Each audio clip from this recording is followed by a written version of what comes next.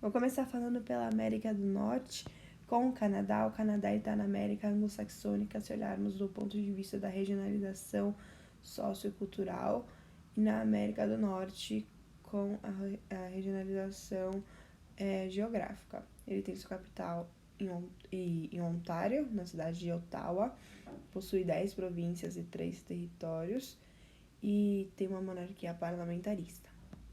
Agora falando sobre o quadro físico, no norte do Canadá é muito frio. É uma zona polar com tundras. Então, tundras é uma vegetação que é rasteira, possui só líquens e musgos. Só que no sul a gente vai ter um clima mais ameno que vai favorecer a população. É uma zona temperada fria com florestas coníferas e boreais. Essas florestas são muito importantes para a economia do Canadá. A gente também pode ver que no sul é muito parecido politicamente, a sociedade também é muito parecida e também o, os aspectos físicos são muito parecidos com o norte dos Estados Unidos. A oeste a gente tem as montanhas rochosas, leste escudos cristalinos, antigos dobramentos, são colinas. Na porção central a gente tem planícies e o principal rio é o Mackenzie. Agora falando sobre o quadro humano, a gente tem uma população absoluta de 3,242 milhões de habitantes, mas uma população relativa muito baixa, principalmente concentrada no sul e no sudeste, porque lá no norte é muito frio, não tem muita pessoa que quer morar lá. Então a gente tem um crescimento populacional absoluto de 1,5% e 20% dos habitantes hoje são imigrantes. Aqui a gente vê um gráfico mostrando a formação étnica do país. A maioria é britânicos e franceses. Os franceses começaram a chegar a partir do século XVII e os ingleses a partir do século XVIII e as outras começaram a chegar a partir do século XIX. Agora já falar um pouquinho sobre Quebec. Quebec é uma província do Canadá e lá eles falam francês. Então eles foram o primeiro núcleo de colonização do Canadá, colonizado pelos franceses, e esses tiveram que lutar para conseguir ter o seu local. E essa província, está localizada na porção sudeste, lá no Vale do Rio São Lourenço, um lugar muito industrializado, com altos IDHs, muito rico e concentra a maioria das pessoas que moram no Canadá. Até hoje o francês é uma língua oficial dessa área e do Canadá, e essa área especificamente tem uma população, a maioria da sua população é uma população de origem católica. Há alguns movimentos separatistas, mas nada muito assim concreto, posso dizer. Agora falando sobre o quadro econômico, o Canadá é um país rico. O Canadá ele não tem um mercado consumidor muito grande, mas ele é um grande exportador mundial. Só que grande parte das empresas do Canadá e do capital aplicado no Canadá economicamente vem dos Estados Unidos. Os Estados Unidos sempre viu o Canadá, o vizinho dele, como uma oportunidade econômica. O Canadá é muito rico em recursos minerais, energéticos, florestais, usa muito hidrelétricas, tem uma agricultura moderna e expressiva e um elevado nível industrial. Agora falando um pouquinho sobre o extrativismo mineral, como eu disse, o Canadá é muito rico em recursos minerais. Ao leste a gente vai ter os escudos cristalinos, um dos lugares mais ricos o lugar mais rico do Canadá. Falando sobre extrativismo mineral, a gente vai destacar o cobre, ferro, níquel e zinco, só que na porção central e oeste os recursos energéticos vão se destacar, como o petróleo e o carvão. Mas nas planícies do centro a gente tem, mas no oeste também, mas mais nas planícies centrais a gente tem a energia hidrelétrica. Agora, para finalizar o Canadá, vamos falar sobre as regiões geoeconômicas do Canadá, começando pelo Grande Norte. O Grande Norte ele apresenta um clima polar e temperado frio na sua maioria, com uma vegetação de tundra, só que o temperado frio está um pouquinho mais para o sul, com as florestas coníferas, eles são um pouquinho mais para o sul dessa região.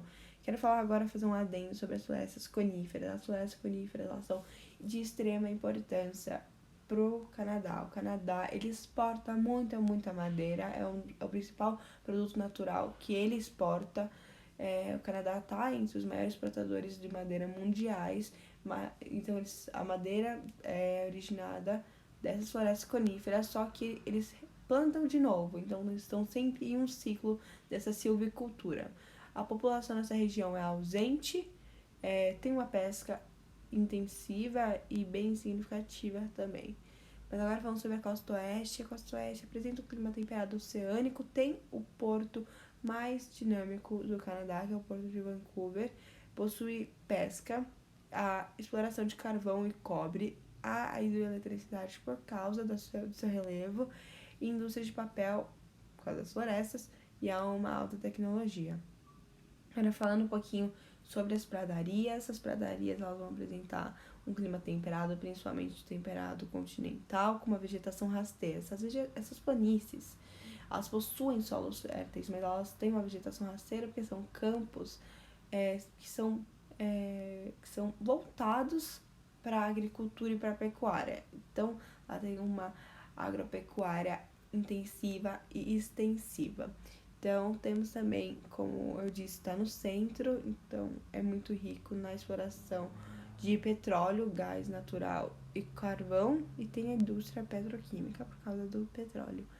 Agora falando sobre o Sudeste é a província, desculpa, o Sudeste é a região mais populosa e povoada do Canadá.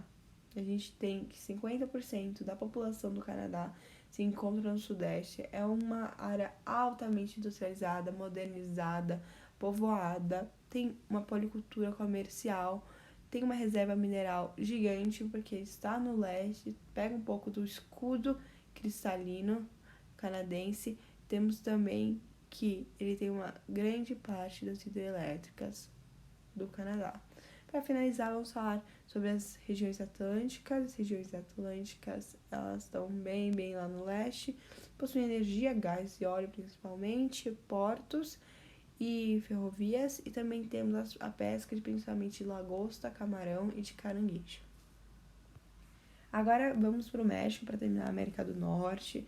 A sua capital é a Cidade do México, ele faz parte do bloco econômico do NAFTA, juntamente com os Estados Unidos e com o Canadá. O bloco econômico da América do Norte é um país emergente e tem a maioria da sua população é urbana.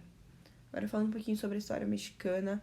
No México, antes deles serem colônia, quem habitava eram os povos mesoamericanos, os astecas e os maias. Os astecas, como dá para ver aqui no mapa, eles ficavam um pouquinho lá na região norte, e aí os maias ficavam na região sul, lá na península de Yucatán. Temos também que virou colônia espanhola entre o século XVI e o século XVIII, era muito explorada sua prata. Só que aí, no século XIX, houve a Guerra de Independência Mexicana, e só que alguns estados dos Estados Unidos eram agregados no território mexicano. Então, com algumas guerrilhas, guerras, com conflitos armados com os Estados Unidos, eles perderam 3 territórios: Texas, Novo México e Califórnia. Só que agora o México estava começando o seu processo de urbanização e industrialização, a industrialização tardia. Com isso, teve o começo do século XX, que foi o período de modernização econômica. O que aconteceu? Eles tinham uma intervenção do Estado, uma intervenção estatal muito grande na sua economia. O Estado, ele financiava maioria das atividades econômicas. O Estado realmente participava essa modernização. Essa aí é a primeira fase da modernização. É uma fase em que o Estado participava, começou a chegar multinacionais, porque o México começou a ter uma ascensão econômica, então começou a ser uma área de interesse, principalmente americana. Até hoje temos empresas transnacionais aqui, lá no México, que são americanas, só que aí foi porque o México queria passar de um país de base agrária para um país urbano. Então, temos também que essa daí foi a primeira fase do processo de industrialização do México. A segunda fase foi quando foi adotada as medidas neoliberais, que diminuíram demais a intervenção do Estado na economia do México. Então, temos alguns problemas agora falando sobre o tempo atual, principalmente o de cartéis de drogas e o de imigração, principalmente para os Estados Unidos. Falando agora sobre a população do México, a maioria dos mexicanos são mestiços e os povos que habitavam eram os mesoamericanos, como eu disse antes, só que com a chegada dos brancos, dos espanhóis brancos, houve uma miscigenação, um processo de miscigenação. Isso é muito importante para o México, porque eles têm um conceito de identidade coletiva, identidade nacional, que chama mestizaje. Isso aí é um conceito muito forte para eles. Como eu disse antes, hoje a população do México é altamente urbanizada, teve um êxodo rural muito grande durante o processo de industrialização. A maioria da população está concentrada no altiplano mexicano, principalmente na cidade do México, a sua capital, e temos o Triângulo Industrial. Agora falando sobre os aspectos físicos, eu vou começar pelo norte e pelo sul, que eles são mais sobre a paisagem, não sobre relevo. Então, o norte apresenta uma paisagem árida, com clima árido e semiárido, então tem um deserto, o deserto chama Deserto do Chihuahua. Na Chihuahua eu não sei pronunciar, mas não precisa saber o nome. E tem uma vegetação de xerófitas, que são plantas, entre aspas, próprias dessa região. Agora, o sul a gente tem uma paisagem totalmente diferente. A gente tem uma paisagem tropical, com clima tropical úmido. Então, tem uma grande participação da maritimidade nessa região. Não é seca. Resumindo, ela não é seca. Ela tem florestas tropicais úmidas. Então, é uma região nada seca, que é oposto à região norte, que é muito seca, muito seca. Agora temos o centro. O centro do México, ele é feito por um clima subtropical, úmido de steppes, e lá tem um altiplano mexicano. Lá se encontram as regiões mais altas do México, nesse centro. Só que, principalmente no altiplano mexicano, eles são cercados no seu lado direito, seu lado esquerdo, seu esquerdo, a Serra Madre, que a gente vai dividir em duas partes, a Serra Madre oriental e a ocidental. Elas são de clima de montanha é o clima que varia com a altitude da montanha. Então, isso aqui no pezinho normalmente você tem bosques e estepes, quando a montanha não é muito alta, você tem praticamente isso. Agora falando sobre os litorais, eles são tropicais, apresentam climas tropicais e planícies litorâneas. Agora aprofundando aqui um pouquinho sobre o que eu falei lá na Serra Madre Oriental, a gente tem o Planalto de Anahuac, que é o altiplano mexicano, são dois nomes para a mesma coisa, e eles vão ficar aqui concentrando o ar, eles estão impedindo o ar que ele saia. Então tem uma concentração do ar, então tem uma concentração muito forte de poluição nessa área, porque o Planalto de Anahuac, ou o Altiplano Mexicano, ele concentra o triângulo industrial do México, principalmente a cidade do México, que são as cidades mais industrializadas desse país. Porque no sul tem muita pessoa camponesa. Agora falando sobre as principais cidades do México. Vamos começar pela cidade que é a capital administrativa que é a cidade do México, que ela está localizada lá no altiplano mexicano ou no Planalto de Anahuac, tanto faz o nome. É uma cidade muito, muito populosa, muito urbanizada e muito industrial. O que isso aí vai causar? Vai ser uma mancha industrial e de poluição, assim, gigante. Tipo, de verdade, gigante. Ela vai juntar essa mancha com as outras duas cidades que formam o Triângulo Industrial do México, que é Guadalajara e Monterrey. Mas Cidade do México, ela é o principal centro econômico do país, mais importante também. Aí agora falando sobre turismo, o principal destino turístico do México é Cancún, e sobre a imigração dos Estados Unidos, temos a cidade de Tijuana, que faz fronteira com o estado da Califórnia e faz uma mancha urbana ao se conectar com a cidade de San Diego, e a Ciudad Juárez faz fronteira com o Texas e também faz uma mancha urbana quando ela se conecta com a cidade de El Paso. Tá? Teve a reforma agrária. Dessa reforma agrária saiu os ejidos. Os ejidos são propriedades rurais de uso coletivo. Então teve essa divisão de terras depois da reforma agrária. Essas propriedades elas são muito efetivas. Produção agrícola, norte, algodão e pecuária, principalmente na região do Chaparral. Milho, no centro-leste, principalmente no Planalto de Anahuac. Café, sul e oeste, cana-de-açúcar, proximidades do litoral, principalmente na orla litorânea do Golfo do México. Também no Golfo do México a gente vai ter a exploração e exportação e produção do petróleo. A principal empresa vai ser a Pemex. Sobre o extrativismo mineral, temos metais como prata, zinco, chumbo e ouro e cobre.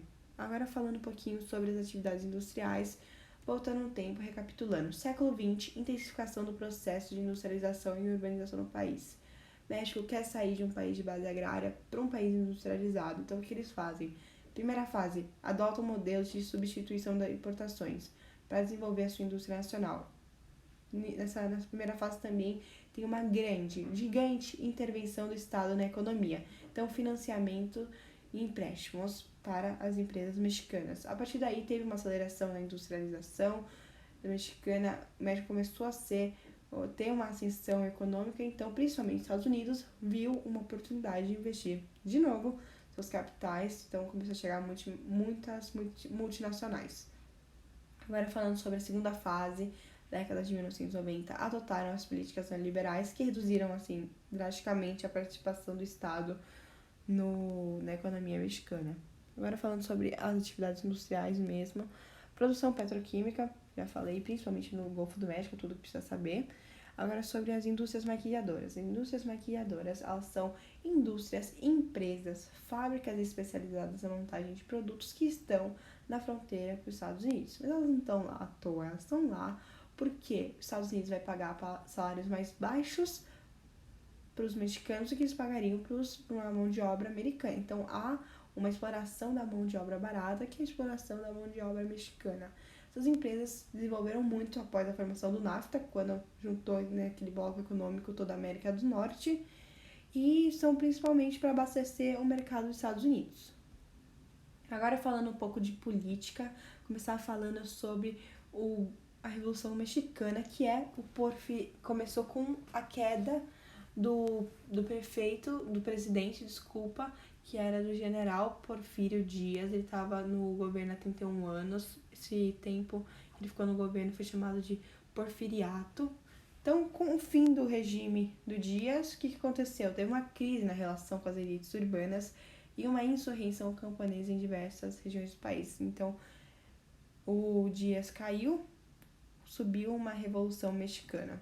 Sobre essa revolução mexicana, teve início lá em 1910 e teve vários conflitos armados até a Constituição de 1917, que falava que era um governo autodeclarado nacionalista e socialista. Então, eles tinham um projeto de reforma agrária e expropriação de propriedades estrangeiras e nacionalização das terras. Alguns líderes revolucionários que eu vou destacar são, no norte, Pancho Villa, e no sul, Emiliano Zapata. Até hoje temos alguns conflitos dessa revolução, que são as guerras zapatistas, que tem a ver com o líder revolucionário Emiliano Zapata. Agora falando sobre qual foi o produto dessa revolução. O PRI. O PRI é o Partido Revolucionário Institucional. É um partido nacionalista que foi criado após a Revolução Mexicana, e ele tinha uma política nacional desenvolvimentista até os anos de 1980, que foi quando foi adotada as políticas neoliberais. O que o PRI fazia? O PRI incentivava a industrialização do país através de investimentos e empréstimos. Esse partido era muito, muito famoso. Quando eu digo muito famoso, ele governou o México entre 1929 até 2000. Agora falando um pouquinho sobre as questões mexicanas atuais, como eu disse, cartéis de drogas e imigração dos Estados Unidos. Agora vamos começar a América Central. A América Central a gente vai dividir em duas porções, continental e insular. Continental temos países como Guatemala, Honduras e Nicarágua. E na porção insular temos as Grandes Antilhas, Cuba, Haiti, República Dominicana, Pequenas Antilhas e suas pequenas ilhas, e temos as Bahamas. O mar que banha a maioria desses países é o Mar das Antilhas, que é o Mar do Caribe. Agora falando um pouquinho sobre o relevo, o quadro físico dessa região, da região continental, a gente tem um relevo de planícies, planaltos, montanhas terciárias. O que acontece? As montanhas terciárias ficam principalmente no centro dos países e depois elas são seguidas por planaltos e tem planícies litorâneas. É uma área de instabilidade geológica e com solos férteis. Agora sobre a vegetação, é uma vegetação de florestas tropicais, um clima tropical úmido também, só que todo o relevo, vegetação e clima, eles sofrem uma grande influência da altitude, como a gente pode ver aqui nessa representação ao lado. Foi dividido em 3 faixas. 3.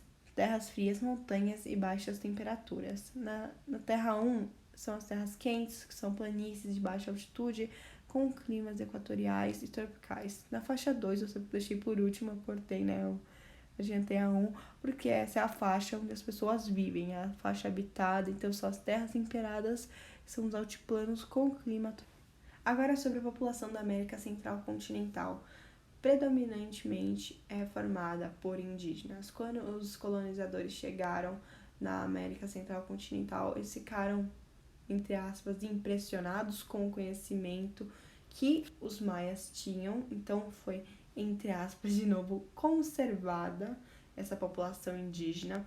Então hoje temos uma representação muito grande dos indígenas, também temos mestiços, afrodescendentes por causa da escravidão, temos também países pouco populosos, mas muito povoados, com problemas políticos e pobres, principalmente nas áreas rurais.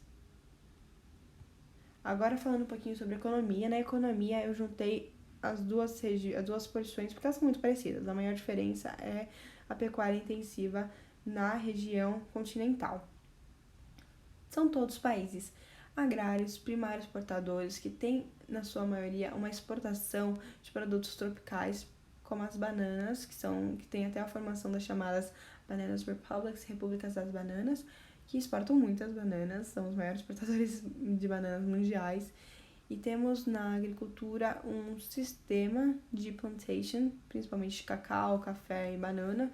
E na agricultura de subsistências temos milho, feijão e arroz. Agora falando um pouquinho sobre os países que estão em destaque econômico na porção continental. Costa Rica tem uma certa estabilidade política, tem empresas de informática industrializada, mas o mais importante é o Panamá. Voltando um pouquinho assim no tempo, o Panamá, ele pertencia à Colômbia. Então, ele já estava tentando separar. Estados Unidos viu um ponto estratégico ter o Panamá, porque ele conecta 2 oceanos, então, muito estratégico. Então, o que acontece? Ele vai ajudar na independência do Panamá, só que aí ele fica com o controle do Panamá, do canal do Panamá. Só que depois de algum tempo, o Panamá falou, não, eu quero o meu canal. Então, os Estados Unidos, quando ele vê que não tem mais muita importância, não é um ponto estratégico de grande importância, ele faz um acordo, só que tem algumas ressalvas, que é que os Estados Unidos têm o direito de intervir caso a livre navegação seja ameaçada. Depois de algum tempo, o canal foi reformado e até hoje ele é uma localização estratégica, mas há outras no mundo, e é moderno e desenvolvido economicamente. Agora falando sobre a América Central insular. Porção insular, clima tropical úmido, com uma vegetação de florestas tropicais, só que essas aí são devastadas por causa da agricultura intensiva. E o mais importante é saber que é um prolongamento do relevo da continental. Então, aquele mesmo esquema, centro tem montanhas seguidas por planaltos e planícies litorâneas, e como as ilhas não têm um relevo muito alto, são, em sua maioria. Então, agora sobre a população da América Central insular, temos a predominância de negros e mestiços, então isso vai se opor à população da América Central continental. Na insular, a população, a cultura indígena originária, ela foi praticamente devastada com o genocídio das populações ancestrais. Então, tem uma cultura indígena muito, muito fraca nessas regiões, assim como no resto das colônias, praticamente. e temos países pouco populosos, densamente povoados, que vivem praticamente do turismo. Agora, sobre a economia, muito parecida, o único adendo que eu vou fazer é sobre o turismo, principalmente nas ilhas e os paraísos fiscais. Agora, sobre Porto Rico. Porto Rico, vou falar um pouquinho, né, sobre os países mais importantes na questão geopolítica da América Central Insular. Eu vou começar pelo Porto Rico. Porto Rico é um estado associado aos Estados Unidos. Então, o que isso aí quer dizer? Eles têm um governo autônomo, eles têm uma autonomia administrativa. Só que quem cuida, quem controla a sua política externa, e seu controle de defesa é os Estados Unidos. Então, relações internacionais e controle de defesa é com os Estados Unidos, é por parte dos Estados Unidos. Agora vamos falar sobre Cuba. Cuba provavelmente é o país mais importante quando estamos falando sobre a geopolítica da América Central e principalmente da América Central Insular. Vamos começar pelo começo, lá atrás, quando Cuba era uma colônia espanhola, foi colônia espanhola por mais de 400 anos e era um dos principais produtores mundiais de tabaco de cana-de-açúcar. Estados Unidos já consumiam muitos produtos cubanos, então sempre viram o interesse político e econômico em Cuba, então ajudaram na independência de Cuba. Só que após algum tempo, após a explosão de um navio americano em Havana, teve uma guerra, um conflito armado contra a Espanha. Os Estados Unidos venceu e ele ficou com 4 colônias espanholas, 2 na América e 2 na Ásia. 2 na América eram Cuba e Porto Rico. Só que teve uma independência 2.0, que foi essa independência 2.0. Foi outra independência que Cuba teve que passar, que agora era a independência de Cuba em relação aos Estados Unidos. Estados Unidos deu o direito da independência, só que eles tinham ressalvas, como sempre. Então, eles tinham o direito de intervir militarmente na ilha, caso necessário. Então, até criaram uma base militar de Guantánamo, que até hoje se mantém. Só que depois o direito de intervenção nas questões internas acabou em 1934. Tinha uma relação estreita com os Estados Unidos, mas ficou um pouco ameaçada durante a década de 1950. Agora, sobre a ditadura. Após essa independência, Cuba teve uma ascensão econômica, assim, muito boa, só que politicamente estava na mão de governos corruptos e fraudulentos. Então, temos uma ditadura, um governo autoritário. Então, em 1956, um grupo liderado por Fidel Castro e Che Guevara atacaram Cuba. Então, teve uma guerra de guerrilhas para tirar o presidente do poder. Foi isso que aconteceu. O presidente ele fugiu de Cuba. Então, agora tem a instauração de um novo. Agora, com esse novo regime, a gente tem o quê?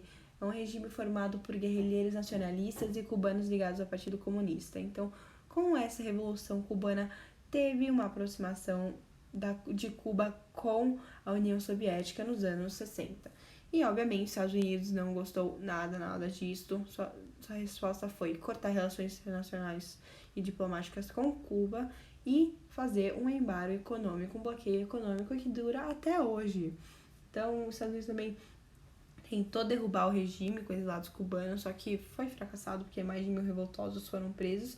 Então, a partir desse momento, Cuba era um regime de um partido único, unipartidário, que coletivizava grandes empresas e fazendas. Só que, em 1962, Cuba entrou numa crise, assim, foi uma crise internacional, e é chamada a crise dos mísseis, que foi quando foram achados mísseis atômicos na ilha pelos Estados Unidos. Então, tem essa crise, e essa crise vai juntar com a profunda crise do fim da União Soviética. A União Soviética acabou, e quem vai ficar com Cuba? Quem vai investir em Cuba? A União Soviética sempre investiu em Cuba, vendia petróleo por um preço simbólico.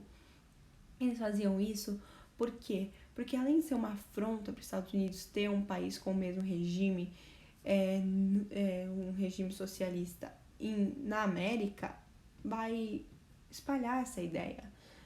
pela América na cabeça deles, então sempre foi muito vantajoso para a União Soviética. Só que aí a União Soviética acabou.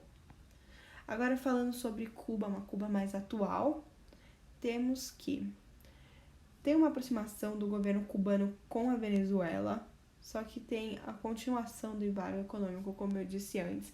Umas pessoas falam que talvez o embargo econômico vai acabar, porque agora Cuba está se abrindo um pouquinho economicamente e politicamente, retomou um pouquinho das relações diplomáticas com os Estados Unidos, e agora eles estão no novo modelo cubano, que é uma privatização limitada. Sobre o governo, falando agora sobre o governo, temos uma nova geração no governo. O que isso quer dizer? Não é uma geração que participou da revolta cubana, da Revolução Cubana. Então, provavelmente, essas ideias da Revolução Cubana elas vão ficar fracas, elas vão se perder nas gerações futuras. Então, isso é uma grande preocupação para Cuba. Agora, para finalizar o vídeo, vamos falar sobre o Haiti rapidinho. Haiti, o país americano mais pobre, 67% da sua população vive abaixo da linha de pobreza. Então, realmente, eles são muito pobres, já sofreram com desastres naturais gigantes. E a maioria, a gente pode culpar, sim, os governos corruptos,